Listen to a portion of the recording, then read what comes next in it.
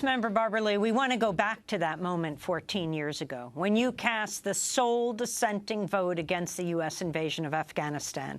Let's go back to that speech 3 days after September 11th attacks. September 11th changed the world. Our deepest fears now haunt us. Yet I am convinced that military action will not prevent further acts of international terrorism against the United States. This is a very complex and complicated matter. Now, this resolution will pass, although we all know that the President can wage a war even without it. However difficult this vote may be, some of us must urge the use of restraint. Our country is in a state of mourning.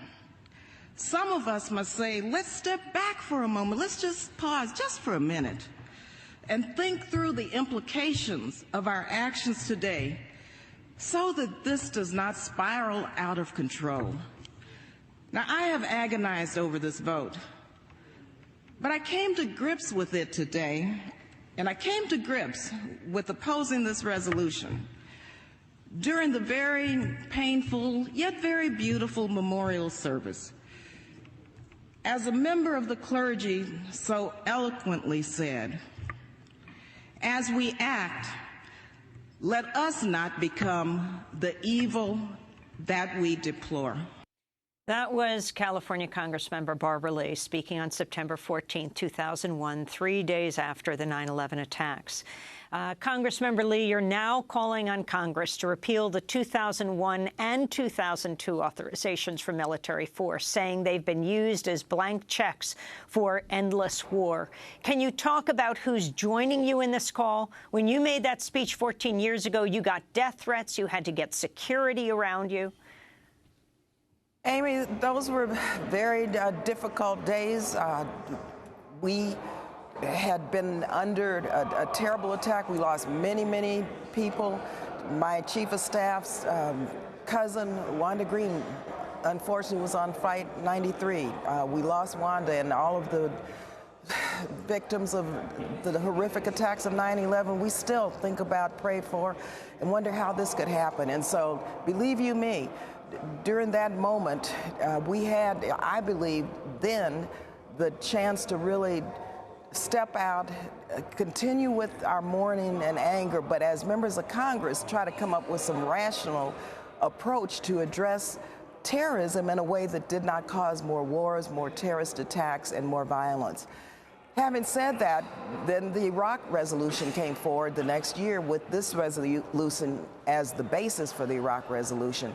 And at this point, we asked the Congressional Research Service last year, Amy, to conduct a survey for us. It's unclassified, to determine when and where these authorizations have been used. Well, over 30 sometimes they've been used in Somalia and Yemen, all around the world, for the use of force or for other types of indeterminate detentions, Guantanamo, wiretaps, you name it. And so we need to go back now. This is a new day. This is another war that the United States is in. And in fact, I think the public is demanding that we debate this, look at the costs and consequences, debate whether or not we should authorize another use of force. I'm not saying we should or should not, but minimally our constitutional responsibility warrants that we do that. Now, we have many members of Congress who have supported this effort. I mean, sometimes I have amendments to the appropriate bills, and that would say let's repeal these authorizations. Congressman McGovern, Congressman Jones, others in a bipartisan way have stepped up and offered these amendments, and we probably get between 150 and 170 votes. Well, you know, in the House it takes about 218 votes, and we have not gotten to that point yet. But I believe the more we talk about it, the more the public is going to demand that they understand what is taking place and engage in and make us engage in doing our job the proper way and engage in a debate. Because 3 days after the horrific attacks of 9/11, I think we had a 1-hour debate, Amy, on the use of force. That, to me, was just wrong. It abdicated our responsibility. We should have waited. We should have assessed what took place and come up with a comprehensive strategy in our response to 9/11. So I think we need to really go back now and have that debate that we never had before, quite frankly.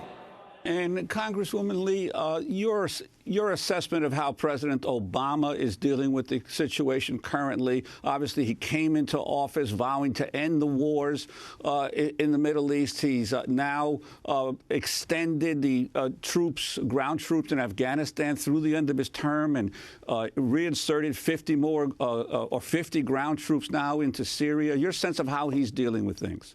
Well, first, he certainly has shifted direction from the Bush administration. Of course, I am extremely concerned about the additional troops. I don't support the use of ground troops. We understand this has got to be a regionally led commitment to dismantle and disable and rid the world, quite frankly, of ISIS, but it's got to be regionally led. So I think the president is trying to calibrate this in a way that, and he has said he's not going to send ground troops in, but I don't want to see this mission creep occur on his watch. And he did send forward a resolution under Speaker Boehner last year for us to debate and to vote on. And Speaker Boehner never brought this resolution before us. And so we've never even had a chance to look at what the president has done or is doing and really have Congress either back it or not back it. And so I think what the president is saying now, though, is very important when he talks about the refugee crisis and how we should not shift our policy and how we need to continue to step up and do the right thing as Americans. And so the president, I think, it needs to have Congress weigh in on his strategy, because if we don't weigh in, we've abdicated our responsibility to the administration, and then the public will never know what Congress's will, which would be their will, would be as it relates to the escalation of the use of force in the region, which we have not authorized. The U.S. has just sealed, the Obama administration, yet another arms deal with Saudi Arabia. In the last year, signed the biggest arms deals in the history of the world with Saudi Arabia. Saudi Arabia behind a lot of the militant activism from al-Qaeda to ISIS. Do you condemn these sales? Well, first, we need to reduce the sale of arms throughout the world. Also, I think when you look at for example, trying to rid Iran of the ability to develop nuclear weapons, we engaged in a strong, robust diplomatic effort. Many years ago, I introduced the first resolution calling for the end of no contact policy, for a special envoy, and for us to begin to negotiate with Iran the elimination of their program of developing nuclear weapons.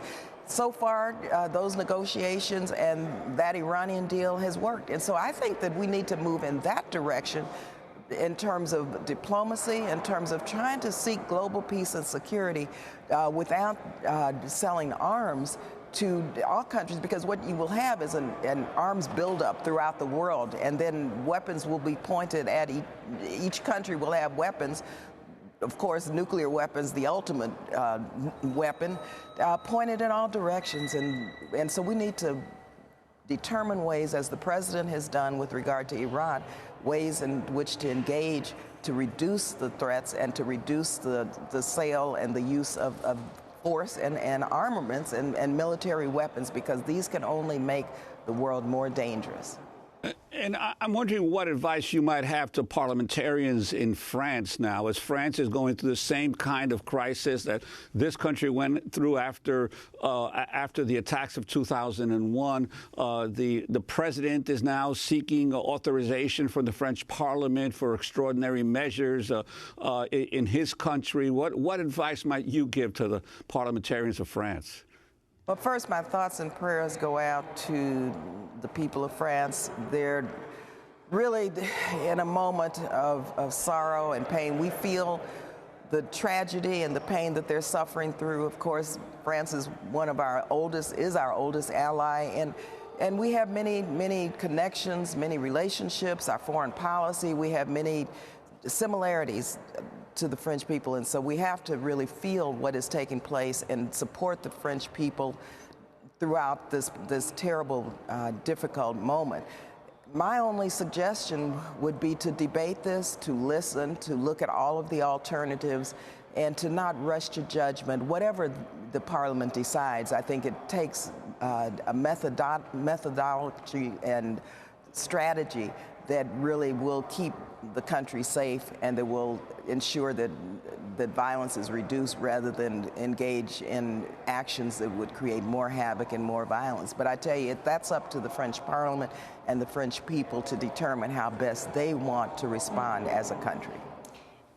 If war were not an option, Congressmember Lee, the U.S. spending actually trillions of dollars on war, when you look at all of the costs, including soldiers coming home deeply wounded and being cared for the rest of their lives, not to mention the havoc on the ground in the Middle East from Afghanistan to Iraq and Syria. What is the option? What is the foreign policy that you would design? The foreign policy that I would design, and I have legislation that sort of sets out, for example, what a roadmap to a strategy in the Middle East would be as it relates to ISIS. And that's looking at not the military option as the first option, Amy. That's always going to be there.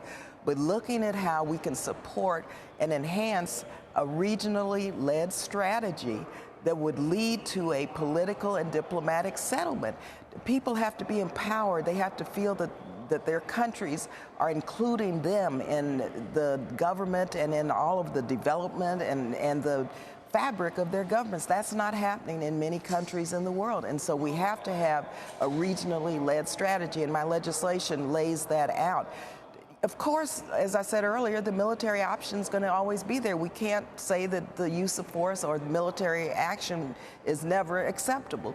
But we have to try other methods first if we really want to achieve global peace and security. And I think that's what many members of Congress are saying, regardless of the extremely right-wing responses.